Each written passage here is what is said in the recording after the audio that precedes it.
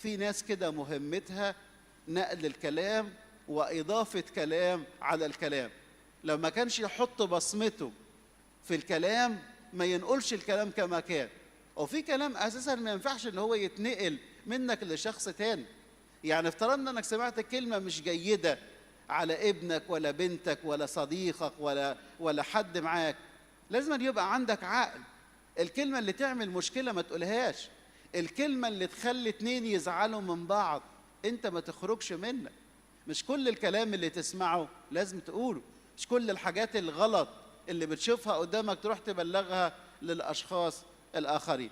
يبقى خلي بالك، اللي بيبلغك خبر مش كويس هو مش عايز خيرك، مش عايز سلامك، هو عايز المشكلة تكبر والصراع يبقى أكبر، وتبص تلاقي في بيوت انقسمت بسبب إن الزوجة كانت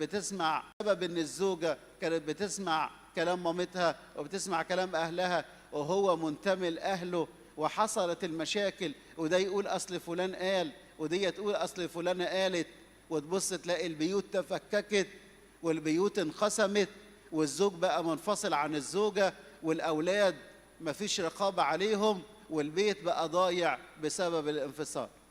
مهما يكون في متاعب في المكان اللي انت فيه، اعرف ان واحنا تحت سقف واحد افضل من الانفصال.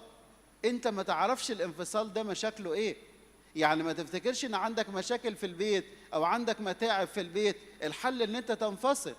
انت ما تعرفش حل المنفصلين ازاي. حل المنفصلين كله مشاكل ووقوع في الخطية، وياما ناس ندمت بعد فوات